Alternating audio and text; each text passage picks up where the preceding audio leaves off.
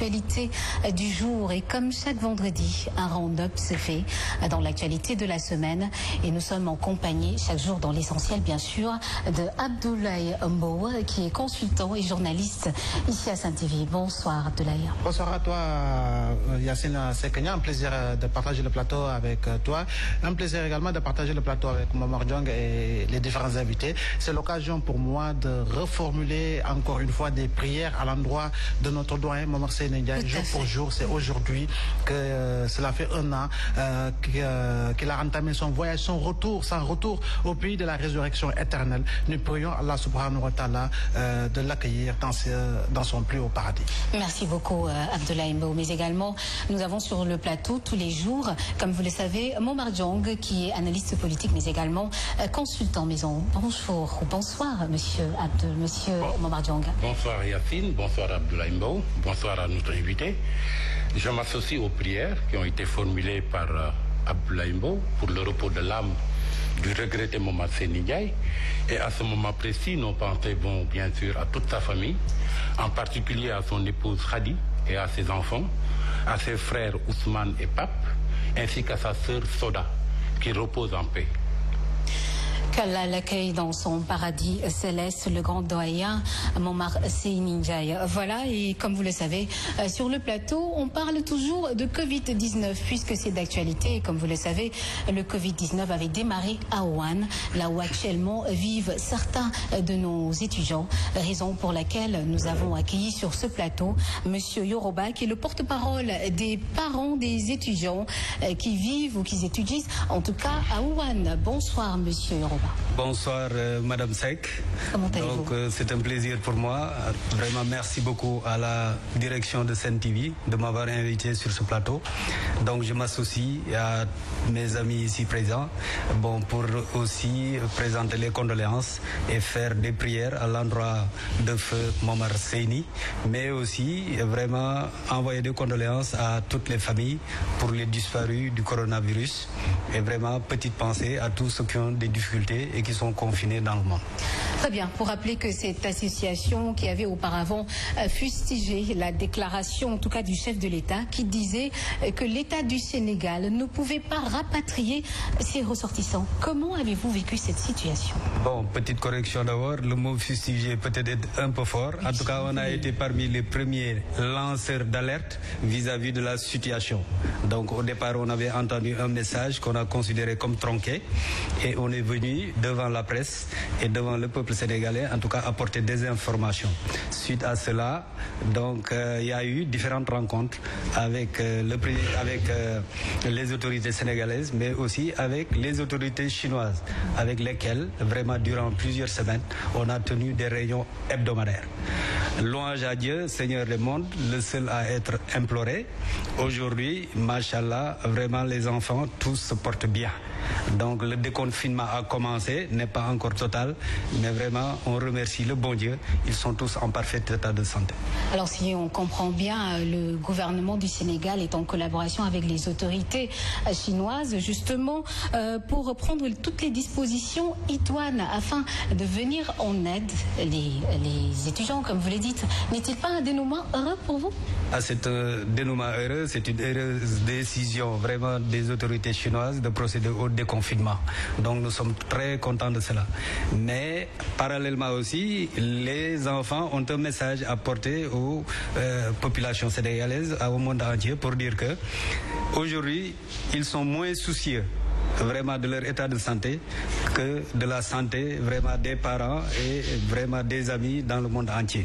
Donc aujourd'hui, dès la fin du confinement, ils sont prêts vraiment à porter aide, concours, en tout cas de par leurs moyens, d'être présents, d'être à côté de leurs parents, des autorités, pour pouvoir faire face à la lutte contre le coronavirus.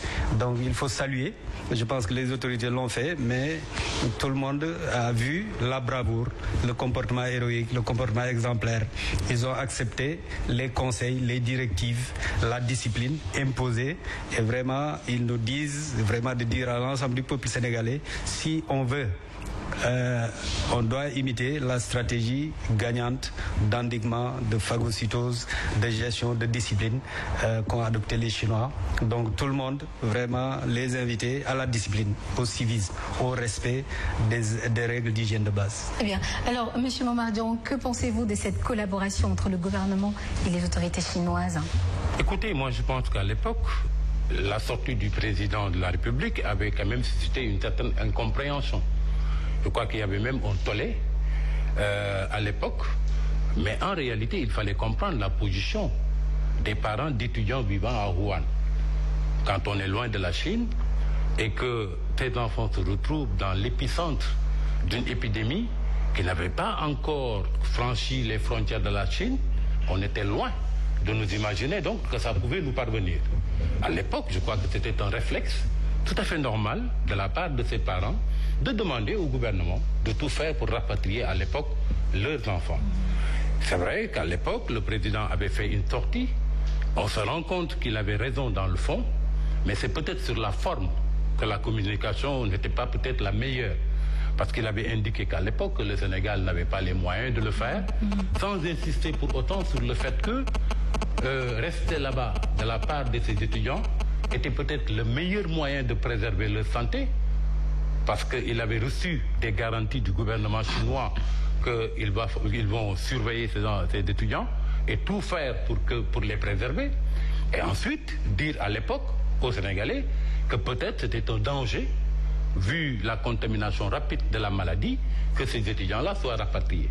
Mais heureusement que tout est très vite rentré dans l'ordre. Quand les parents ont été reçus par le ministre des Affaires étrangères, il y a eu une discussion qui a permis quand même d'apaiser les esprits. Ils ont reçu des assurances de la part du gouvernement et depuis lors, on n'en avait plus entendu parler. Il faut les féliciter et les remercier d'ailleurs pour le stoïcisme dont ils ont fait preuve, le calme, la sérénité qu'ils devaient garder, parce que ce n'était pas du tout évident. Et heureusement, finalement, que tout est bien et qui finit bien. Ces enfants-là sont sortis du confinement et bravo au gouvernement chinois d'avoir respecté tous les engagements qui avaient été pris auprès des autorités sénégalaises. Abdoul, tout est bien qui finit bien, comme le dit notre cher Momar Diong. Effectivement, ils ont parfaitement raison et je crois bien que c'est avec humilité qu'il faudra reconnaître que le président Macky Sall a eu pratiquement raison sur tout le monde. Momar l'a dit, c'est peut-être du point de vue de la forme que sa communication avait été critiquée, mais c'est une recommandation prophétique, quoi qu'on puisse dire, parce que c'est le prophète Mohammed qui nous a appris qu'en réalité, lorsque dans un milieu sévit une épidémie, il ne faudrait pas que les gens qui vivent sortent et que les gens qui se portent, qui sont sains, y entrent. Je crois bien que ça, tous les religieux ont par la suite justement tenu de tels propos pour véritablement aller dans le sens développé par le président de la République. Maintenant, il n'y a pas longtemps, j'ai discuté avec un des étudiants justement vivant à Wuhan dans le cadre du journal Tribune pour leur permettre d'avoir une tribune, excusez-moi, de leur ordonnance pour effectivement aller dans le sens d'expliquer ce qu'ils ont vécu durant tout le confinement, mais également le stress de leurs parents. Je crois bien que c'est tout à fait normal lorsque nous avons des enfants qui vivent à des milliers de kilomètres du Sénégal et que surgit une épidémie comme le coronavirus qui est devenu une pandémie. Je crois bien qu'il y a lieu de s'inquiéter. Maintenant, c'est le lieu également pour nous de lancer un appel aux autorités sénégalaises, mais également aux autorités africaines et de la CEDEAO et des autres contrées africaines pour leur demander justement de prendre langue avec les autorités chinoises, parce que nous avons reçu un communiqué des Africains, ou j'allais dire des personnes noires vivant dans la ville de Guangzhou en Chine, qui aujourd'hui apparemment feraient l'objet de persécutions et confinés par force ou attrapés par la police dans les rues de Guangzhou. Je crois bien que ce n'est pas une bonne image quand on sait que nous vivons à l'ère de la mondialisation. Aujourd'hui, le monde est un village planétaire. Nous avons des Japonais chez nous, nous avons des Sénégalais au Japon, nous avons des Chinois au Burkina, il y a des Burkinabés en Espagne, etc.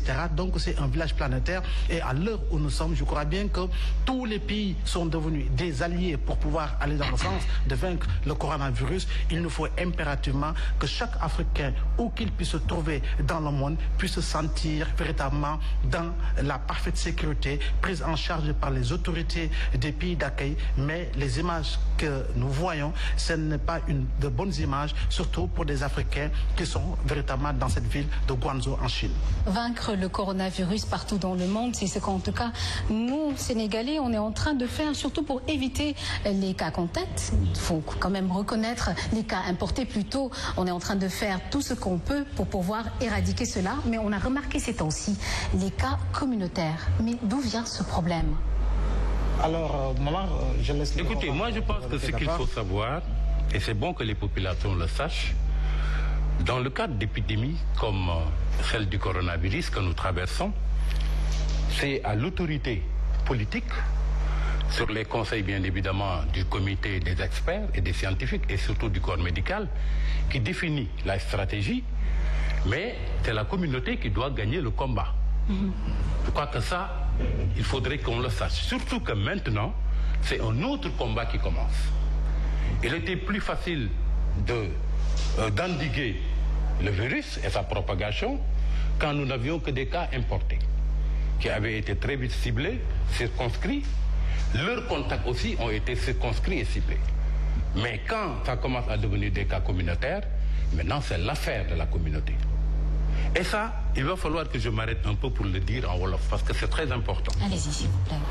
fi ñu toll fi mu ne ci xeexu coronavirus dëgg la gaa ñi nga xam ne ñoom la ñu dénk ñu yor réew mi ñoom ñooy tëral yoon wi ñu war a jaar ak digle yi ñu war a def ak tere yi ñu war a def pour moytu jàngoro ji waaye dafay toll foo xam ni askan bi ci boppam mooy jël xeex bi def ko xeexu boppam. Tout à fait. masalan gis nga tey jii boo jëloon ku mel ni Modou Lo mu waree bëri ji ay mbokkam dinañ ko waajal ci fànn yëpp dinañu ko gunge dinañu koy yeb waaye bés bu demee ba ci làmb ja li tax muy daan moom moo koy defal boppam ci xarañam ci jomam ak ci fitam ci foofu lañ toll nag pour ñu daan tey corona il faut que askan wi def ko xeexu boppam bu ñu ko defee moo xam ndax dañ koy wëyale wala dañ koy cabaxal mbaa dañ koy def pàddum biir mbaa dañ koy def xar jéppén wala ñu mbot ko de toutes les façons suñu doxalin la ñu war a utiliser pour ku nekk bañ a doon yoon wi nga xam ni virus bi ci yow lay jaar pour tas ci askan wi. Ça c'est très important. Keroog maa ngi ko doon wax di ko rappeler ci olof. Je pensais que vous allez poursuivre en français. Oui, je le disais la dernière fois. Allez-y. Je disais que les mots ont le sens. Et du point de vue sémantique, c'est pas pour rien que tout le corps médical s'accorde à utiliser le terme de geste barrière plutôt que de terme de geste de protection. Parce qu'il s'agit juste de contrer et de constituer une barrière contre la maladie. Chacun doit se faire un point d'honneur de se dire que lui, il doit contrer le virus et que le virus ne passera pas par lui pour aller au niveau des populations. C'est là où nous en sommes aujourd'hui, avec les cas communautaires qui commencent à apparaître. Maintenant, il va falloir que chacun fasse son propre affaire, parce que c'est comme ça qu'on arrivera à juguler, bien évidemment, la maladie. Mais on parle de gestes barrières, comme vous le dites, mais est-ce qu'il n'est pas temps quand même de mieux mettre en vigueur justement les tests de dépistage massifs? Si l'on sait que la Côte d'Ivoire, mais aussi l'Afrique du Sud, compte en tout cas faire 22 000 tests d'ici la fin de mois d'avril. Écoutez, est-ce que notre pays a les moyens de faire ces tests massifs? Je crois que même on a vu en Occident, qu'en dehors peut-être de l'Allemagne, qui s'en est pris de cette façon-là, beaucoup de pays n'ont pas eu à faire des tests massifs. Je crois qu'ils se sont heurtés d'abord à ce premier problème. Et c'est très difficile, c'est pas du tout évident. Pour un test, il va falloir 2 heures au minimum ou 3 heures pour avoir les résultats. Je crois que c'est très compliqué et les autorités quand même ont déterminé une stratégie très claire qui marche jusqu'à présent, ça fonctionne très bien. Et d'ailleurs, c'est le lieu de féliciter le corps médical qui abat quand même un travail remarquable et qui arrive à maîtriser globalement la maladie. Mais je dois aussitôt ajouter Machallah, parce qu'il en est de même pour l'année 2020. C'est un chiffre si rond et si craquant du point de vue de l'écrit et du prononcé qu'on pouvait s'attendre à ce que quelque chose vienne l'écorcher. Et finalement, ça a été le coronavirus. Et plutôt que d'être une année très agréable, 2020 est parti pour être une année blanche, je dirais même pire, une année noire. Maintenant, il faudrait tout simplement prier pour qu'on limite les dégâts afin que nous puissions dépasser la maladie pour passer à autre chose. Effectivement, je crois bien que Momar a bel et bien raison. Il appartient à chaque citoyen de faire de ce combat son propre combat parce que, comme l'ont dit les autorités pratiquement de tous les pays, c'est le monde qui est en guerre contre un virus qui est invisible, qui actuellement est encore imbattable. Nous n'avons pas encore trouvé la solution définitive pour aller dans le sens d'endiguer ce virus partout au Sénégal, en Afrique et dans le monde. Mais cependant, il faudra reconnaître qu'au Sénégal, et particulièrement en Afrique, mais également au Sénégal, nous avons des réalités. Des réalités qui voudraient que l'on pense à ces personnes, à ces nombreuses familles qui n'ont pas d'eau, qui n'ont pas d'assainissement, qui n'ont pas de toilettes décentes. Ce qui veut dire qu'en réalité, le coronavirus a fini de montrer beaucoup de tares que la société sénégalaise avait mis en exergue. Parce qu'en réalité, si on avait très tôt, je pense, misé sur un investissement pour permettre aux Sénégalais, où qu'ils puissent se trouver, de connaître une vie beaucoup plus décente, je me dis qu'en réalité, nous irons dans le sens d'une bien meilleure sensibilisation, parce que ces regroupements que l'on voit à certains endroits de Dakar ou peut-être hors de Dakar, mais écoutez, c'est des familles qui tirent le diable par le bout du poil de la queue, qui sont obligés d'aller chercher la pitance chaque matin pour pouvoir justement donner la dépense et manger à midi. C'est le repas assuré par une majorité des familles au Sénégal. Le matin, c'est tout le monde qui va chercher son petit déjeuner et malheureusement, c'est Adia Fondé, c'est Yama Beignet. À midi, la famille se retrouve pour manger, mais le soir également, à l'heure du dîner, vous voyez les vendeuses qui sont submergées et dehors dans les différents quartiers, ce qui montre le niveau de pauvreté, justement, dans laquelle dansent justement beaucoup de familles dakaroises, mais également sénégalaises. Maintenant, nous sommes en face d'un ennemi redoutable. Mais pour ce faire, et malgré tous ces problèmes que nous vivons quotidiennement, aujourd'hui, il est important, il est urgent, il est opportun d'aller dans le sens justement de nous dire que ce combat, c'est un combat de tous les Sénégalais, de tous les Africains et de tout le monde pour vaincre un ennemi. Et cet ennemi, il s'appelle le coronavirus, parce que entre le savoir-faire et le faire savoir, c'est un pas. Il nous faut aller dans le sens justement d'additionner les deux pour pouvoir le vivre pleinement. Un ennemi invisible, monsieur Yoroba, et qui ne cesse quand même de sévir. On note à nos jours 20 cas communautaires. Qu'en pensez-vous? Bon, donc, comme l'a dit Momar tantôt, il faut vraiment se battre pour que chacun soit une barrière, pour qu'il y ait de l'autodiscipline. Donc, on l'a vu, vraiment, la victoire chinoise par rapport au virus, c'est en premier lieu la discipline. Bon, vous me permettrez de revenir un peu sur cette histoire de rapatriement. Ça a été clair dès le départ. Jamais le collectif n'a eu une idée fixe ou ne s'est focalisé sur le fait de rapatrier. Donc dans nos doléances, de manière orale ou écrite, on a hiérarchisé nos demandes. L'information a été tronquée. Voilà. Dans un premier temps, l'information a été tronquée. Mais quand on s'est expliqué avec les autorités, quand on leur a dit, voilà nos doléances. Premièrement, il faut qu'on rassure tous ensemble les enfants. Ça a été fait. L'ambassadeur du Sénégal en Chine, ainsi que d'autres, des ministres, etc., ils les ont appelés, que ce soit le secrétaire d'État, etc. Chacun a appelé de son côté les parents et vraiment ordre a été donné pour qu'on les rassure davantage. Ça a été fait. Deuxièmement, on a demandé de tout faire pour que même à partir de Wuhan, les enfants soient sécurisés, qu'il y ait un approvisionnement alimentaire régulier, qu'on prenne leur température médicale, etc. Et ça aussi, ça a été fait puisque les autorités les ont protégés et leur ont assigné chacun un tuteur. Donc ça aussi, ça a été un tuteur pour chaque étudiant. Pour chaque étudiant. Très bien. Et on avait dit aussi, si on ne peut rien faire à Wuhan, puisque les enfants sont en parfait état de santé, vraiment qu'on les sorte de Wuhan, qu'on les amène à Pékin. si ce n'est pas possible à Pékin, qu'on les amène n'importe où par ailleurs dans le monde. Et si tout ça, ce n'est pas possible, mais vraiment de les rapatrier au Sénégal, de les mettre même dans le désert de Lompoul ou dans les îles Serpents, etc. C'est comme ça qu'on s'est expliqué. Donc, le rapatriement vraiment était en dernier lieu. Et il faut le souligner encore, les autorités n'ont jamais dit aussi, nous n'allons jamais les rapatrier, etc. Il faut les laisser là-bas à leur sort. Ça n'a jamais été dit comme ça. Il faut que ce soit clair. Les autorités ont dit, et à commencer par le président de la République, qui l'a dit à son ministre Amadouba, qui est venu nous rendre compte de manière directe, il a dit vraiment laissez ces enfants-là, ce sont mes propres fils, vraiment allez vous asseoir et laissez les choses en notre main. Donc c'est confiant, fort confiant des autorités qu'on l'a fait. Et bizarrement, quand on est allé voir l'ambassadeur de Chine aussi, vraiment de manière claire, bien qu'il soit chinois, étranger, etc., il nous a dit, vraiment en termes très clairs, laissez, ce sont nos enfants, on s'en occupe. Donc fort de ça, on n'a pas voulu aller continuer à communiquer sur la presse, on a eu confiance.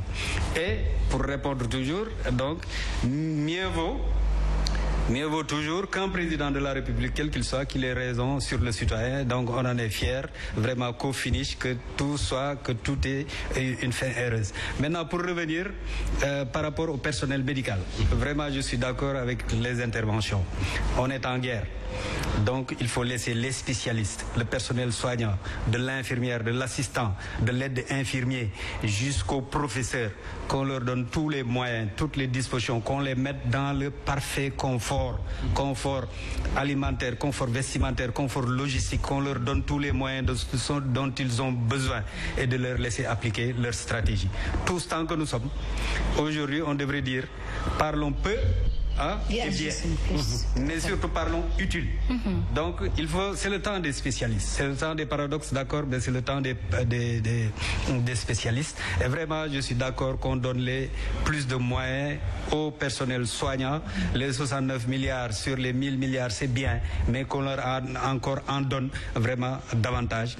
Et remercier aussi, comme on est en guerre contre le virus, les forces armées, les forces de l'ordre par rapport à la rigueur. Vraiment moi, je les félicite. Je ne vais pas rentrer dans les détails, mais vous avez été rigoureux, continuez à l'être, et vraiment on vous félicite jour et nuit, et c'est bien ce que vous avez tout fait jusqu'à présent. Bien.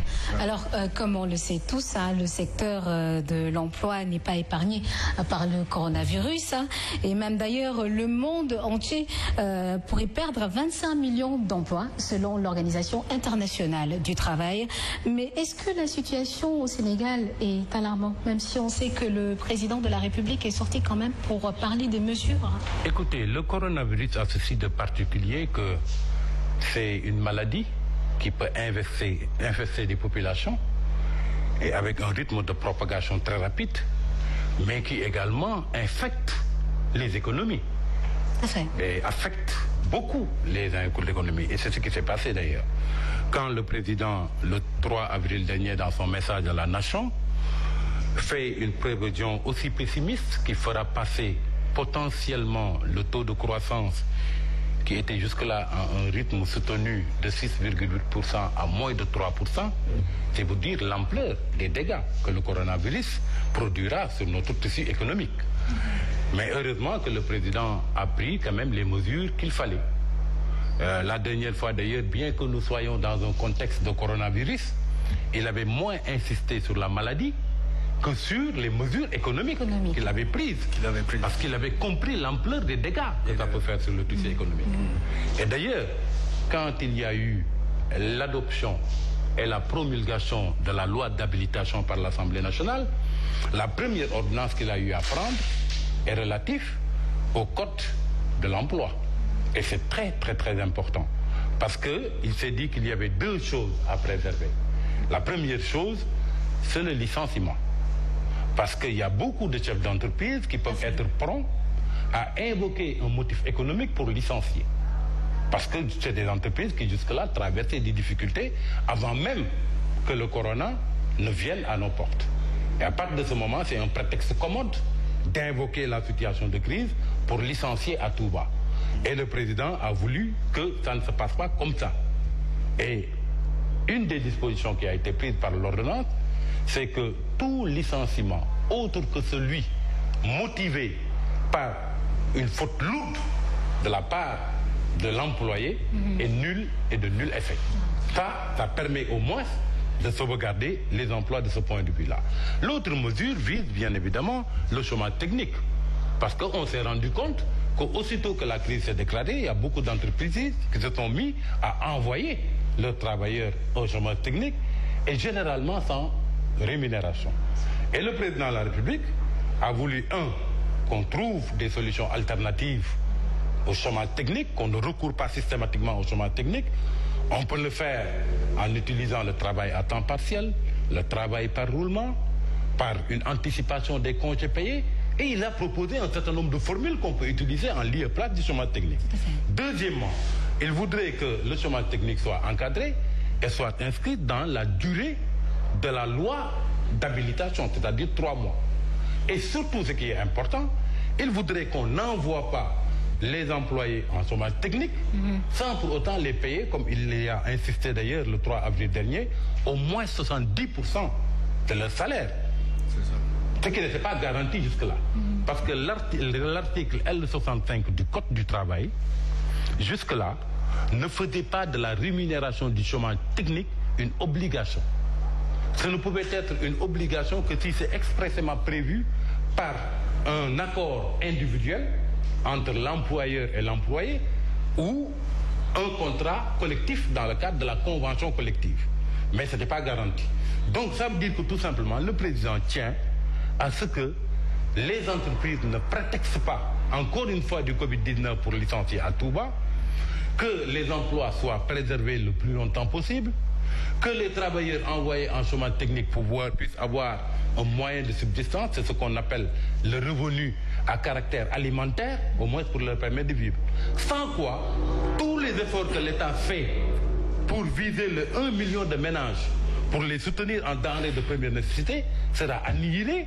Parce que tout simplement, de l'autre côté, il y a des employés qui sont dans le secteur formel, qui ne sont pas dans le ciblage de ces aides et qui vont tirer le diable par la queue, pour reprendre une formule chère à Abdoulaye Mbow. Ça veut dire que donc, jusqu'à présent, les mesures sont bonnes, telles que prend le président de la République. Il a compris l'ampleur des désastres économiques que ça peut procurer. Il a pris des mesures allant dans le sens de conforter les emplois et puis disons bravo.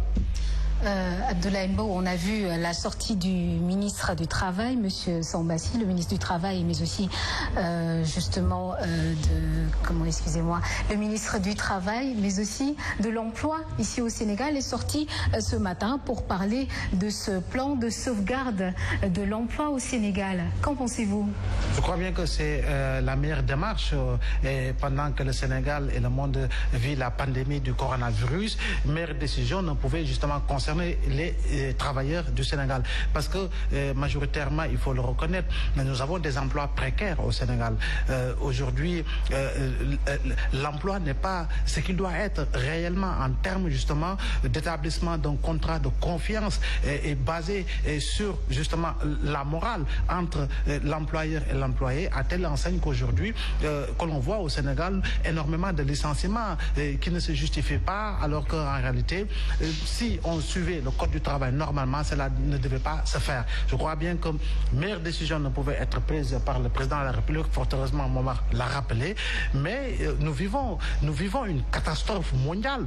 Je crois bien que l'OMC, l'Organisation mondiale du commerce, prévoit une chute de 20% dans le commerce mondial des marchandises. Aujourd'hui, c'est pratiquement 4 milliards de personnes qui sont confinées à travers le monde. C'est plus de 600 millions d'élèves qui sont impactés par le coronavirus, ce qui veut dire que ce virus est tellement lugubre qu'il a fini de terroriser l'ensemble des secteurs de l'activité économique, de l'activité sociale, etc., etc.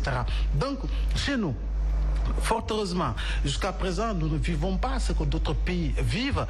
J'ai l'habitude de le dire, je ne touche pas du bois. Momar Djong et moi, nous en mangeons.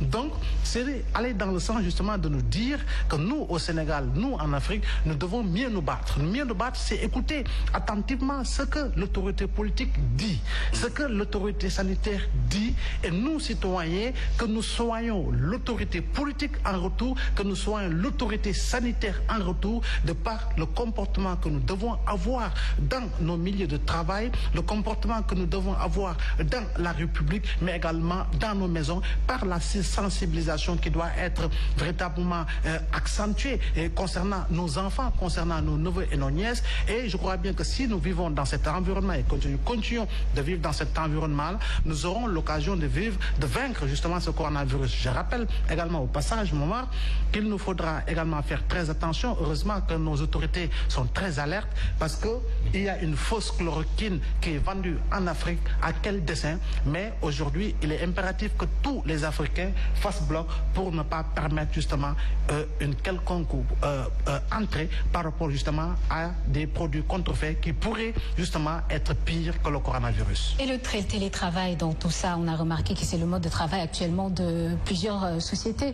Mais quand même, il faut reconnaître que l'industrie du tourisme et de l'hôtellerie est le plus touchée. Effectivement, malheureusement, vous savez, le tourisme, il occupe une place centrale dans l'économie du Sénégal.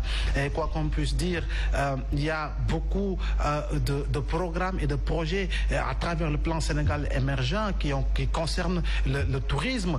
On ne cesse de parler du désenclavement de la Casamance, mais également en faire un pôle d'émergence, mais également d'autres contrées du pays. Mais on a vu, malheureusement, la saison touristique a été complètement dénaturée, complètement zigzaguée par le coronavirus. Aujourd'hui, tous les touristes sont rentrés. Leurs pays ont envoyé des avions qui les ont rapatriés. Ce qui veut dire que le secteur du tourisme est très impacté, très infecté, au même titre que d'autres justement secteurs à fort justement taux d'emploi saisonnier, mais également d'emploi durable. Maintenant, les autorités ont annoncé une batterie de mesures à travers l'enveloppe des 1000 milliards, sans également oublier que des hôtels ont été réquisitionnés par l'État. Je crois bien que ce ne sera pas pour perte et profit. Il y aura toujours quelque chose à gagner et permettre justement à ces acteurs du monde hôtelier de pouvoir continuer de vivre, parce que le tourisme, il est important pour notre économie, mais également le tourisme est une vitrine justement pour mieux vendre le Sénégal. Mais prions, croisons les doigts pour que nous puissions vaincre le coronavirus. Monsieur Yoroba, vous avez certainement votre mot à dire là-dessus. Ah oui, surtout sur le volet social. Bon, si on demandait au peuple sénégalais quelles ont été les premières initiatives en matière de social, donc ils s'en souviendront, comme les bourses familiales et autres, et on n'y reviendra pas. Donc dès l'entame du magistère du président, il s'est vraiment mis sur le terrain du chantier social. Mais si l'année dernière, on a considéré que c'était l'année sociale, 2020 sera certainement, avec tout ce que vous avez dit, l'année par excellence de la solidarité. Et si on retient que 1000 milliards ont été mis dans le fonds donc pour la lutte contre le virus, il y a effectivement 100 milliards qui ont été dégagés par rapport à l'hôtellerie qui connaît des difficultés. Il y a aussi 200 milliards qui ont été dégagés par rapport aux entreprises en difficulté. Il y a ces fameux 12,5 milliards pour le plan de contingence par rapport à la diaspora. Diaspora, 4e région de ce pays-là. Donc, sur le plan des décisions, sur le plan de la stratégie, comme l'a dit Momar, comme l'a dit M. Ablaye, donc les bonnes décisions ont été prises. Maintenant, il faut se battre par rapport à l'applicabilité. Il faut se battre par rapport à l'application. Il faut se battre par rapport au contrôle a priori et a posteriori. Et ça, vraiment, le Sénégalais lambda veut ça. Donc, sur le côté social, vraiment, on a beaucoup espoir. Et puis, même parmi les mesures qui ont été prises, quand vous regardez dans le détail, il y a la transparence par rapport à l'attribution, surtout par rapport aux fonds donnés à la diaspora. Et les mesures, moi, en tout cas personnellement, qui m'ont le plus plu, c'est quand on dit dedans que celui qui n'a pas de carte de séjour, celui qui est retraité, même dans son foyer, celui qui n'a pas de papier, celui qui a perdu son emploi, son job, vraiment toutes ces personnes-là, sans préjuger de quel pays ils sont, vraiment toute la diaspora y est. Et à la diaspora, qui étaient venus aussi en vacances, qui ici au Sénégal, qui ont laissé tout, femmes et enfants, et qui sont toujours là et qui sont aussi concernés. Donc l'essentiel, c'est vraiment de s'inscrire auprès des consulats et ambassades. Et je pense que vraiment unis, vraiment nous vaincrons tous ce fléau de coronavirus. Alors l'actualité aussi de cette semaine, comme vous le savez, le président de la République, tantôt vous parlez, Momar Diong, des 1 million d'habitants qui vont quand même, ou de foyers, qui vont recevoir les denrées de première nécessité venant du président de la République. Mais le président a quand même pris la distribution de laisser l'armée de s'en occuper. Écoutez, je crois que c'est pour plus de transparence, plus de sérénité, plus de rigueur dans la distribution pour que ces produits-là aillent aux ayants droit. Parce que c'était des appréhensions que nourrissaient certains. Mais moi, je pense qu'il y a quand même une volonté affichée du président de la République d'assurer le maximum de transparence dans cette distribution-là. Ne serait-ce qu'à travers le comité de pilotage qui a été mis en place pour superviser tout cela, et où il y a bien évidemment des représentants de l'État, mais il y a également des représentants de l'Assemblée nationale, toute obédience confondue, et il y a surtout des représentants de la société civile. C'est d'ailleurs une proposition qui lui a été faite par M. Moundiaï Cissé de l'ONG 3D quand il a été reçu au palais. Et le président n'y a pas changé un iota. Ça veut dire qu'il a gardé telle quelle la proposition, tout ça par souci de transparence. Impliquer les militaires, je crois que ça permettra de mettre, on connaît le professionnalisme, la rigueur des militaires.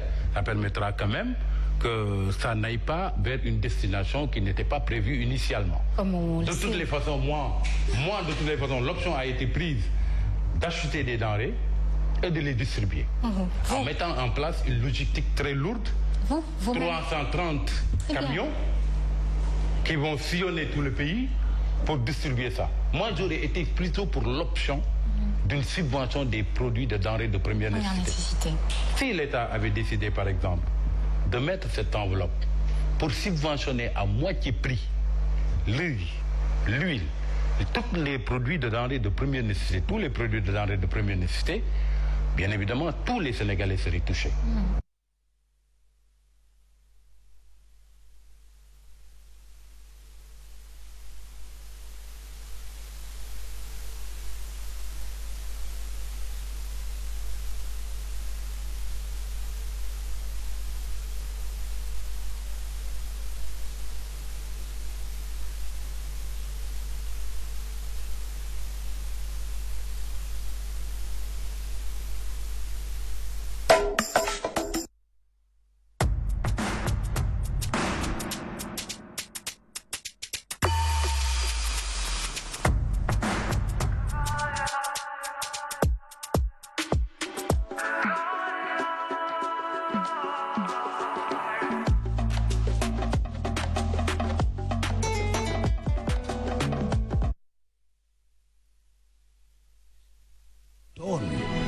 wàccuwanteeg li askan wi xaar ci moom mu ànd ak ay ndaw yu juddoo ci réew mi te man lool seen def-def man lool itam li ñu xam ci wàllu communication bay ko muy seen waar ba Sénégal mën a naat. Vraiment, nous vaincrons tous ce fléau de coronavirus. Alors, l'actualité aussi de cette semaine, comme vous le savez, le président de la République, tantôt vous parlez, Momar Diong, des 1 million d'habitants qui vont quand même, ou de foyers, qui vont recevoir les denrées de première nécessité venant du président de la République. Mais le président a quand même pris la distribution de laisser l'armée de s'en occuper. Écoutez, je crois que c'est pour plus de transparence, plus de sérénité, plus de rigueur dans la distribution pour que ces produits-là aillent aux ayants droit. Parce que c'était des appréhensions que nourrissaient certains. Mais moi, je pense qu'il y a quand même une volonté affichée du président de la République d'assurer le maximum de transparence dans cette distribution-là. Ne serait-ce qu'à travers le comité de pilotage qui a été mis en place pour superviser tout cela, et où il y a bien évidemment des représentants de l'État, mais il y a également des représentants de l'Assemblée nationale, toute obédience confondue, et il y a surtout des représentants de la société civile. C'est d'ailleurs une proposition qui lui a été faite par M. Moundiaï Cissé de l'ONG 3D quand il a été reçu au palais. Et le président n'y a pas changé un iota. Ça veut dire qu'il a gardé telle quelle la proposition, tout ça par souci de transparence. Impliquer les militaires, je crois que ça permettra de mettre, on connaît le professionnalisme rigueur des militaires. Ça permettra quand même que ça n'aille pas vers une destination qui n'était pas prévue initialement. De toutes les façons, de toutes les façons, l'option a été prise d'acheter des denrées et de les distribuer. En mettant en place une logistique très lourde, 330 camions qui vont sillonner tout le pays pour distribuer ça. Moi, j'aurais été plutôt pour l'option d'une subvention des produits de denrées de première nécessité. Si l'État avait décidé, par exemple, de mettre cette enveloppe pour subventionner à moitié prix l'huile, tous les produits de denrées de première nécessité, tous les produits de denrées de première nécessité, bien évidemment, tous les Sénégalais seraient touchés. Parce que c'est tous les Sénégalais qui seront impactés par le Covid-19. Certainement. Mais pas tout simplement les familles qui ont été ciblées. Maintenant, en plus de subventionner ces produits de première nécessité, pour que vraiment le prix soit drastiquement baissé, pour que les Sénégalais puissent faire face à la crise, en plus de ça, il y a une partie de l'enveloppe qu'on aurait pu utiliser maintenant en ciblant les familles vulnérables. Parce qu'il y a des familles qui, même si vous mettiez le kilo de riz à 100 francs, ils n'ont pas la possibilité de l'acheter. Mais donc, une partie de l'enveloppe aurait permis de subventionner les produits de denrées de première nécessité pour que le prix soit drastiquement baissé. Et une autre partie maintenant, en ciblant les familles qui sont nécessiteuses et très vulnérables, pour leur donner sous forme d'enveloppe de quoi aller acquérir ces produits de première nécessité sur le marché. Je crois que c'était une démarche beaucoup plus adéquate que plutôt que de prendre tout simplement 1 million de personnes, bien 1 million de foyers, bien que ça figure sur le registre national unique. Je crois que ça aurait permis de toucher tous les Sénégalais. Mais malheureusement, cette formule a été adoptée. Maintenant, le président a pris toutes les garanties pour que ça soit transparent, en impliquant les militaires, en mettant le comité de pilotage, dont je viens de dire d'ailleurs tout à l'heure la représentation. Et je crois que tant mieux. Peut-être qu'on va vers cette option et peut-être qu'on souhaite que ça fasse vraiment ses effets. On le souhaite tous. Êtes-vous d'accord avec... Vous êtes d'avis? Oui, je suis d'avis avec Maman. Je crois bien que c'est un développement qui a été déjà fait et concernant la réduction des denrées de première consommation et permettre justement aux Sénégalais de pouvoir mieux s'approvisionner. Mais quoi qu'on puisse dire, concernant la distribution des denrées, il faudra rappeler en fait, quel que soit le niveau de la catastrophe qui s'abat sur un pays, il y aura toujours des personnes habillées en oiseaux de mauvais augure qui essaieront d'en profiter. Je crois bien que c'est le lieu aujourd'hui, fort heureusement, comme l'a dit Maman, les forces de défense et de sécurité sont impliquées dans le travail de distribution, la gendarmerie, l'armée, également la police dans certaines localités du pays. Mais il faudra impérativement que les maires des collectivités territoriales, s'ils sont impliqués, que les autorités administratives, si elles sont impliquées, que toute autre autorité, toute autre personne de quelque entité que ce soit, de véritablement aller dans le sens d'une distribution, mais transparente, mais inclusive, mais participative de la denrée. Parce que manger, je dis bien manger 1 kilo justement de cette aide alimentaire aux populations, aux familles sénégalaises, c'est véritablement se coronariser soi-même. Monsieur Yoruba. Donc, je pense que le choix de l'armée est vraiment incontestable. Pourquoi? Parce qu'il n'y a pas une autre entité au Sénégal capable de réaliser sur le plan national avec tant d'efficacité, de célérité que l'armée nationale. L'armée nationale, c'est une armée-nation. Elle est au service du développement, elle est au service du social. Elle est neutre, impartiale. Donc il n'y a pas plus efficace que le choix de cette armée-là. La chose que je voudrais aussi souligner, c'est que, effectivement, les autorités aussi ont dit que ces achats de vivres, qu'ils vont privilégier d'abord l'industrie locale. Donc c'est une autre manière aussi pour ceux qui fabriquent par exemple des pâtes, pour ceux qui fabriquent des tomates, pour ceux qui ont ceci ou cela en stock, de les privilégier en tout cas par rapport à ce commerce-là. Donc je pense qu'il faut de la discipline. Et vraiment, s'il y a aussi des écarts, il faudra les sanctionner vraiment avec la sanction, je ne dirais pas suprême, mais en tout cas la sanction la plus élevée possible. Il faut que les gens soient disciplinés si on veut s'en sortir. De la discipline et de la rigueur, ensemble, nous pourrons vaincre ce coronavirus. Un dernier mot pour la fin, Monsieur Diong, s'il vous plaît. Écoutez, dire tout simplement que toutes les mesures qui ont été prises par le président de la République ont été prises jusque-là à bon escient. depuis la décision de ne pas rapatrier les étudiants de Wuhan, jusqu'aux 1000 milliards de force Covid-19, en passant par l'écoute très attentive qu'il accorde au personnel médical scientifique, les mesures sécuritaires qu'il a eu à prendre également, l'état d'urgence et aujourd'hui l'implication des militaires dans la distribution et la mise en place d'un comité de pilotage tripartite qui permettra de veiller à la transparence. D'un autre côté également, il faut saluer la classe politique qui de façon unanime a répondu quand même à l'invitation du président de la République quand il a voulu ouvrir de larges concertations. Et il le disait d'ailleurs dans son message la dernière fois en disant que les ressorts de notre nation restent solides.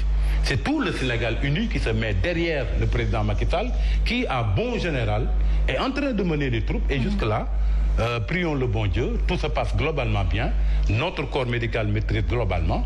Il faut maintenant appeler à la discipline encore une fois les Sénégalais, que chacun sache que le Covid-19, c'est sa propre affaire et qu'il ne doit pas être une voie de passage du virus qui étendrait ainsi ses tentacules dans la nation, ce qui ne faut